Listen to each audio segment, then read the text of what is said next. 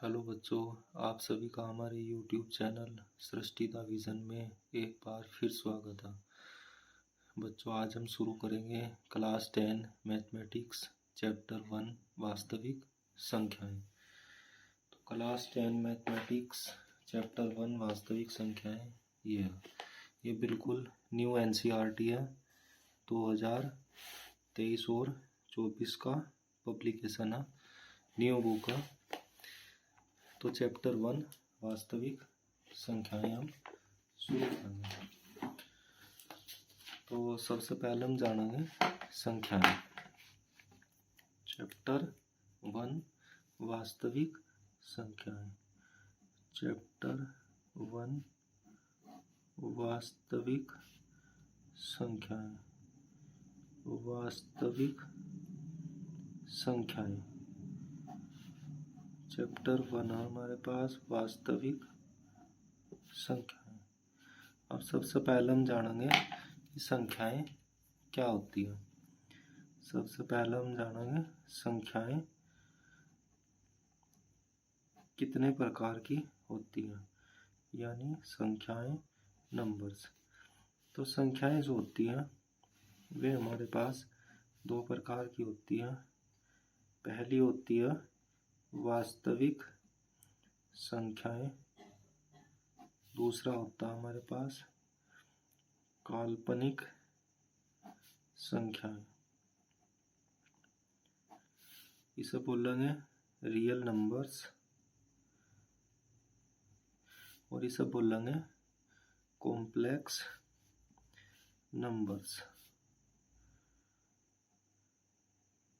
अब complex numbers क्या होता है, जैसे हमारे पास एक समीकरण है x² + 1 = 0। तो यहाँ पे x² बराबर -1 हो जाएगा, क्योंकि 1 इधर जाएगा तो माइनस हो जाएगा। अब यहाँ पर स्क्वायर है तो ये इधर रूट में कन्वर्ट हो जाएगा, तो हमें संख्या मिलेगी x बराबर √-1। तो अगर रूट के अंदर इस तरह नेगेटिव नंबर है तो वो क्या है हमारे पास काल्पनिक संख्या। उसे हम क्या कहेंगे, काल्पनिक संख्या। यानी रूट के अंदर अगर कोई भी माइनस की संख्या तो वो काल्पनिक संख्या होगी।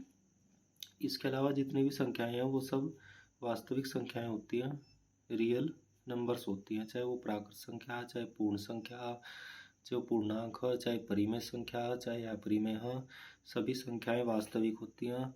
अब हमारे सिलेबस में काल्पनिक संख्या नहीं है, इसलिए हम इसे छोड़ देते हैं। हम सिर्फ वास्तविक संख्याएं यहाँ पढ़ेंगे। तो वास्तविक संख्याओं के अंदर हम जानेंगे अभाज्य संख्याएं। अभाज्य संख्याएं क्या होती हैं? अभाज्य संख्याएं यानी प्राइम नंबर्स। Prime numbers.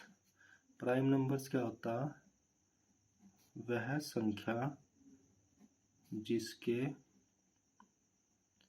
केवल दो गुणनखंड होते हैं। वह संख्या जिसके केवल दो गुणनखंड होते हैं। वह संख्या जिसके केवल दो गुणनखंड होते हैं उसे हम अभाज्य संख्या कहते हैं। हम दो गुणनखंड क्या होंगे, एक तो 1 होगा और दूसरा स्वयं संख्या। यानी दो गुणनखंड होंगे। दो गुणनखंड क्या होंगे, एक तो 1 मिलेगा और दूसरा स्वयं संख्या मिलेगी। एग्जाम्पल क्या होंगे इसके? एग्जाम्पल जैसे हमारे पास 2 है, 3 है, 5 है, 7 है। तो इस तरह की जो संख्याएं हैं वे अभाज्य संख्याएं होती हैं, क्योंकि इन सभी के आप देख रहे हैं सिर्फ दो ही गुणनखंड है। एक 1 है, एक वो नंबर स्वयं है। 1 है, 3 है, यहाँ भी इसका 1 होगा, 5 होगा, इसका 1 होगा और 7 होगा। तो ऐसी संख्या जिसके केवल दो फैक्टर होंगे, एक 1 होगा, एक वो नंबर इटसेल्फ होगा, तो वे प्राइम नंबर होंगे और ये इसके एग्जाम्पल होंगे। इसके बाद में हम पढ़ेंगे भाज्य संख्याएं। भाज्य संख्याएं। भाज्य संख्याएं इसे बोलेंगे कंपोजिट नंबर। Composite numbers. अब भाज्य संख्याएं क्या होती है? वह संख्या जिसके दो से अधिक गुणनखंड होते हैं। वह संख्या जिसके 2 से अधिक गुणनखंड होते हैं। अब इसके एग्जाम्पल क्या होंगे? इसके एग्जाम्पल होंगे जैसे 4 है, 10 है, 25 है या 50 है। ये इस तरह के जो नंबर हैं ये हमारे पास भाज्य संख्या हैं, क्योंकि आप 10 के फैक्टर करो तो 10 1 से भी डिवाइड है, 10 2 से भी डिवाइड है, 10 5 से भी डिवाइड है और 10 से भी डिवाइड है। तो कितने फैक्टर मिले इसके? 4। हमने वही कहा, वह संख्या जिसके 2 से अधिक गुणनखंड है, 2 से अधिक फैक्टर है, वो क्या है? Prime number, sorry composite number. अब 50 के गुणनखंड क्या होंगे? 50 1 से भी डिवाइड है, 50 2 से भी डिवाइड है, 50 5 से भी डिवाइड है, 50 10 से भी डिवाइड है, 50 25 से भी डिवाइड है। तो देखो 2 से ज़्यादा गुणनखंड इसके हैं, इसलिए हमारे पास क्या है? Composite number. इसके बाद में आता है अभाज्य गुणनखंड। अभाज्य गुणनखंड यानी प्राइम फैक्टर।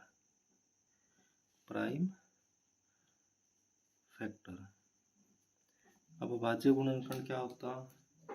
जैसे हमारे पास एक नंबर है 140, तो 140 2 से डिवाइड करेंगे 70 मिल जाएगा, फिर 2 से करेंगे 35 आ जाएगा, फिर 5 से करेंगे 7 आ जाएगा, फिर 7 से करेंगे तो 1 मिलेगा। तो इसे हम इस तरह लिख सकते हैं 2 × 2 × 5 × 7। अब देखो 2 भी अभाज्य संख्या, 5 भी अभाज्य संख्या, 7 भी अभाज्य संख्या। तो ये क्या है? अभाज्य गुणनखंड। तो इसे इस तरह लिख सकते हैं 2 की पावर 2 × 5 × 7। तो यहाँ हम कहेंगे 140 के अभाज्य गुणनखंड, 140 के अभाज्य गुणनखंड 2, 5 और 7 है। 2, 5 और 7 है। अब नेक्स्ट कंसेप्ट हम पढ़ेंगे HCF और LCM में संबंध, relation between HCF and LCM। सबसे पहले जानेंगे HCF की फुल फॉर्म क्या होती है, उसके बाद में जानेंगे LCM की फुल फॉर्म क्या होती है। HCF की फुल फॉर्म है highest common factor, highest common factor. LCM है least common multiple, least common multiple. अब HCF कैसे निकालते हैं? सबसे आसान तरीका, वैसे तो क्लास 9th और 8th में भी आपने पढ़ा होगा HCF और LCM। HCF को वहाँ पर हम बोलते थे मैस है और LCM को बोलते थे लेस है। निकालने के तरीके भी वहाँ पर हमने कई सारे पढ़े थे, लेकिन यहाँ एक ही तरीके से निकाल लेंगे और सबसे आसान तरीका है ये होता है minimum power of common factor. यानी जो कॉमन फैक्टर होगा उसकी जो मिनिमम पावर होगी वो हमारे पास HCF होगी। LCM में क्या होगा? Maximum power of common factor and other number in multiply.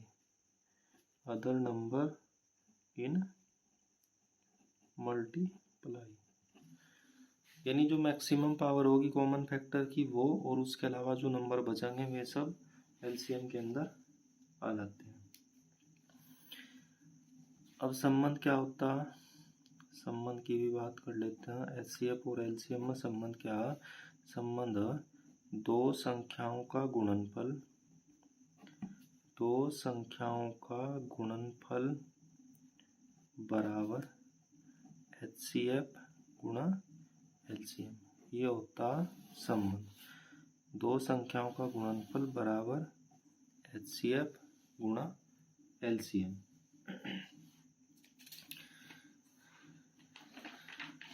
इसे एक उदाहरण से समझ लेते हैं। जैसा हमारे पास एक उदाहरण ले लेते हैं। जैसा हमने कहा 6 और 20 का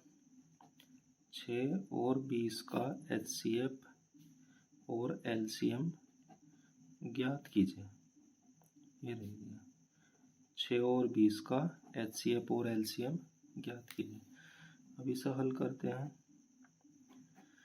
6 के फैक्टर करेंगे 2 गुणा 3 हो जाएंगे। 20 के फैक्टर करेंगे, देखो यहाँ 20 का फैक्टर कर लेते हैं। 2 से करा है 10 मिल गया, फिर 2 से 5, फिर 5 से 1, तो 2 की पावर 2 लिख सकते हैं और गुणा 5। तो सबसे पहले कॉमन फैक्टर देखो आप क्या है।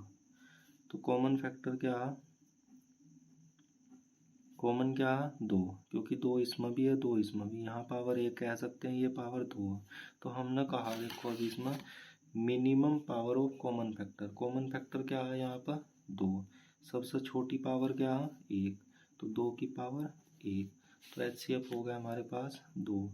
LCM क्या आएगा, LCM में हमने कहा देखो maximum power of common factor, तो कॉमन फैक्टर 2 है। 2 की मैक्सिमम पावर सबसे बड़ी पावर है 2 की पावर 2, और अदर नंबर इन मल्टीप्लाई। अब 3 बचा है 5 बचा है, ये हमारे पास आ जाएगा गुणा में। तो 2 दूनी 4 गुणा 3 गुणा 5, इनकी गुणा कर ली, 5 चौक 20 दिया 60। तो HCF 2 है और LCM हमारे पास कितना है 60 है।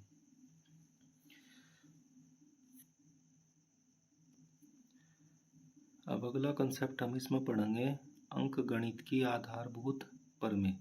तो अंक गणित की आधारभूत प्रमेय फंडामेंटल थ्योरम ऑफ अरिथमेटिक ये क्या कहती है कि प्रत्येक भाज्य संख्या को अभाज्य संख्याओं के एक गुणनफल के रूप में व्यक्त किया जा सकता है तथा यह गुणनखंडन अभाज्य गुणनखंडों के आने वाले क्रम के बिना अद्वितीय होता है।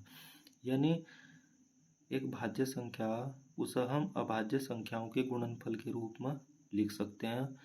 ये जो गुणनखंड जो प्राइम फैक्टर है वे तो होंगे अद्वितीय यानी यूनिक, लेकिन उनका ऑर्डर कुछ भी हो सकता है, यानी किसी भी क्रम में वे आ सकते हैं, जरूरी नहीं है एक ही क्रम उनका हो। तो इस एक उदाहरण से हम देख लेते हैं। जैसे हमारे पास एक नंबर है 210, ये देखिए आप 210, तो हमने इसे पहले 2 से कर दिया, 2 से इसे डिवाइड कर देंगे तो 105 मिलेगा। फिर हम इसे 3 से डिवाइड करेंगे, 3 से डिवाइड करने पर 35 मिलेगा। फिर 5 से डिवाइड करेंगे 7 मिलेगा। फिर 7 से डिवाइड करने पर 1 मिलेगा। तो हम इसे इस तरह लिख सकते हैं 2 गुणा 3 गुणा 5 गुणा 7। लेकिन जरूरी नहीं है, देखो प्राइम फैक्टर तो सेम होंगे, 2 3 5 7 गुणनखंड तो यही मिलेंगे, लेकिन ऑर्डर कुछ भी हो सकता है। हम इसे पहले 7 से भी डिवाइड कर सकते हैं, फिर 5 से भी कर सकते हैं, फिर 3 से भी, फिर 2 से भी, ऑर्डर कुछ भी हो सकता है, लेकिन जो प्राइम फैक्टर है वे यूनिक है। तो अंकगणित की आधारभूत प्रमेय यही कहती है कि एक भाज्य संख्या को अभाज्य गुणनखंडों के रूप में व्यक्त किया जा सकता है।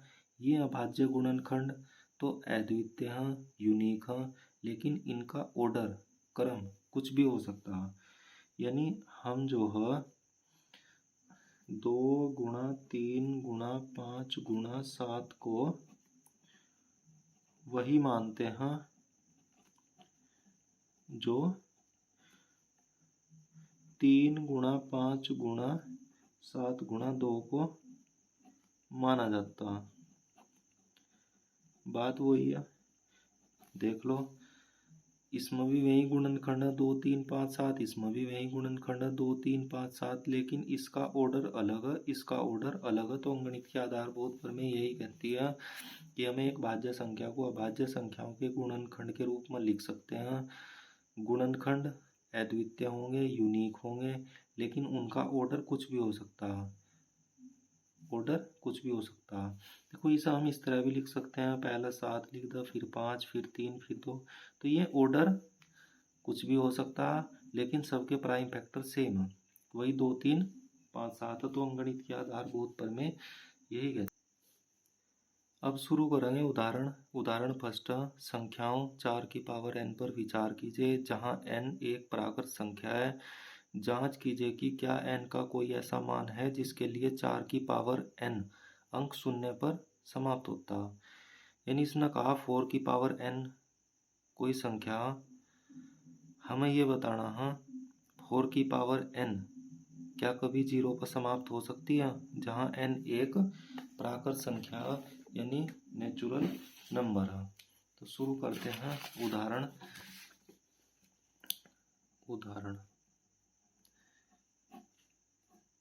हमने शुरू किए हैं। फर्स्ट उदाहरण हम करते हैं। तो क्वेश्चन ने कहा 4 की पावर n 0 पर समाप्त होती है। 4 की पावर n क्या 0 पर समाप्त होती है। ठीक है, अब देखिए, अब इस चीज को हम जानते हैं, हम लिख देंगे हम जानते हैं कि संख्या का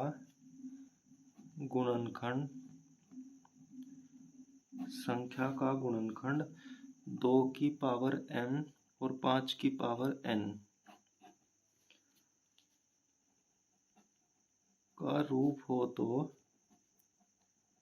वह संख्या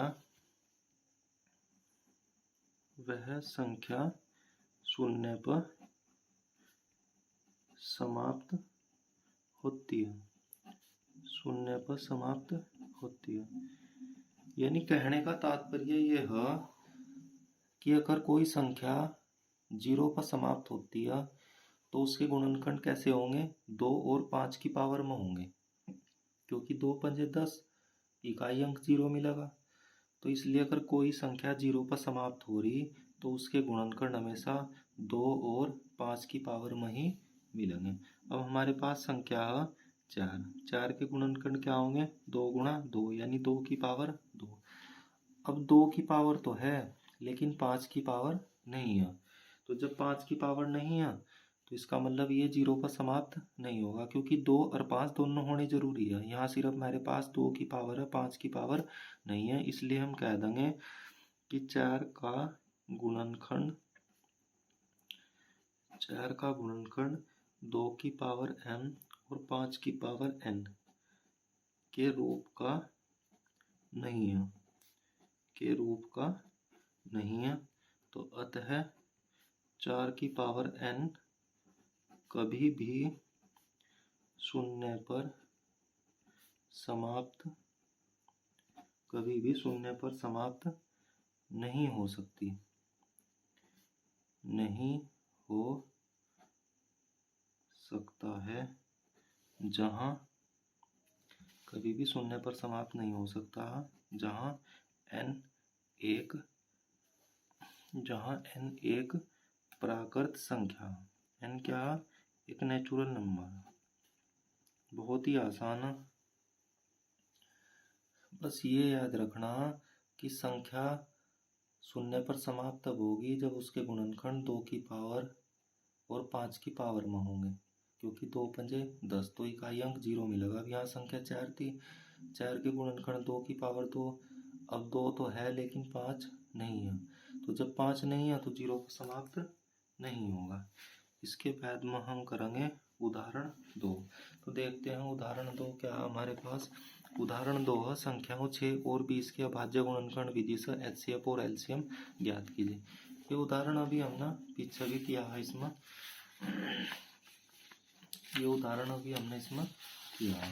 तो देखिए ये उदाहरण हमने यहाँ किया है। इसमें ये कहा इसने 6 और 20 का एचसीएफ और एलसीएम ज्ञात कीजिए।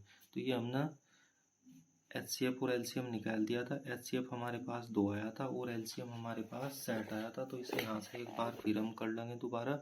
6 और 20 के अभाज्य गुणनखंड विधि से एचसीएफ और एलसीएम ज्ञात कीजिए। ठीक है बच्चों, तो अब हम करते हैं उदाहरण 3। उदाहरण 3 क्या कहता है, अभाज्य गुणनखंड विधि द्वारा 96 और 404 का एचसीएफ ज्ञात कीजिए और फिर इनका एलसीएम ज्ञात कीजिए।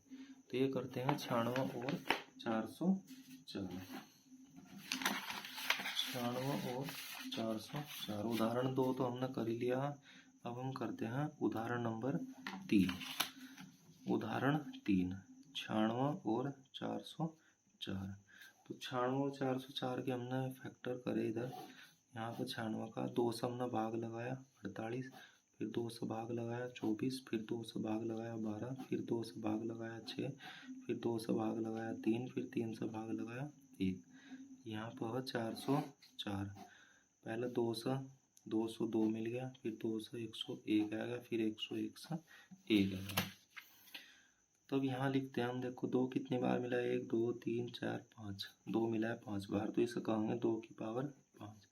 3 मिला है 1 बार, 3 की पावर 1। यहाँ पर 2 मिला है 2 बार, 101 मिला है 1 बार। तो कॉमन फैक्टर देख लेते हैं। कॉमन फैक्टर क्या है? 2। HCF क्या हो जाएगा? HCF के लिए बताया था जो सबसे छोटी पावर होगी कॉमन फैक्टर की वही HCF होगी। तो इसकी पावर 5 है, इसकी पावर 2 है, तो छोटी पावर 2 की पावर 2 होगी। 2 दूनी 4। LCM क्या होगा? LCM के लिए बताया था जो कॉमन फैक्टर की सबसे बड़ी पावर होगी वही हमारे पास LCM होगी, और बाकी जो नंबर बचेंगे वे हम गुणा में ले लेंगे। 2 की पावर 5 को खोल लेंगे, 32 मिल जाएगा। देख लो, 2 दूनी 4 दूनी 8 दूनी 16 दूनी 32, और ये गुणा लगा देना। ये गुणा करने पर हमें इतना आंसर मिल जाएगा 96। इसके बाद में एक एग्जाम्पल हो रहा हमारे पास, एग्जाम्पल 5। एग्जाम्पल 5 क्या है? संख्या 6, 72, 120 का भाज्य गुणनखंड विधि द्वारा HCF और LCM ज्ञात कीजिए। 6, 72 और 120 इसे भी करते हैं। एग्जाम्पल 4 6, 72, 120। अब 6 का फैक्टर तो 2 की पावर 1, 3 की पावर 1 हो जाएगा।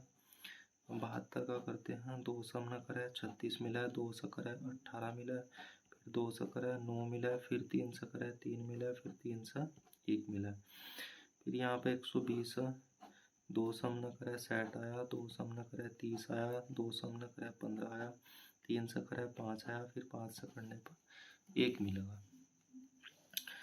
2 कितनी बार आया? 3 बार, तो 2 की पावर 3। 3 कितनी बार आया? 2 बार, 3 की पावर 2। यहाँ 120 में 2 आया 3 बार, और 3 1 बार, और 5 भी आया। तो कॉमन फैक्टर देख लेते हैं। देखो 2 भी है सभी में, और 3 भी है सभी में, है ना। तो HCF क्या हो जाएगा? पहले तो 2 में देखते हैं सबसे छोटी पावर, तो सबसे छोटी पावर है 2 की पावर 1। 3 में देखते हैं, 3 में सबसे छोटी पावर है 1, तो 2 तिया 6। LCM देखते हैं, LCM कितना हो जाएगा इसका? LCM के लिए सबसे बड़ी पावर देखेंगे तो 2 में सबसे बड़ी पावर है 2 की पावर 3, 3 में सबसे बड़ी पावर है 3 की पावर 2, और ये फिर 5। 2 की पावर 3 खोल लेंगे 8, 3 की पावर 2 9, 5। तो ये हम गुणा लगाएंगे, तो ये गुणा हमें मिलेगी 360। तो ये हो जाएगा हमारा LCM। तो आज हमने इस लेक्चर में बेसिक कंसेप्ट पढ़ा, और उदाहरण 1 2 3 4 हमने इसमें क्लियर किया। नेक्स्ट लेक्चर में हम एक्सरसाइज 1.1 कंप्लीट पढ़ेंगे। इस लेक्चर में इतना ही, और जो चैनल पर नए हैं एक बार चैनल को लाइक और सब्सक्राइब ज़रूर करा, और वीडियो को ज़्यादा से ज़्यादा शेयर करा।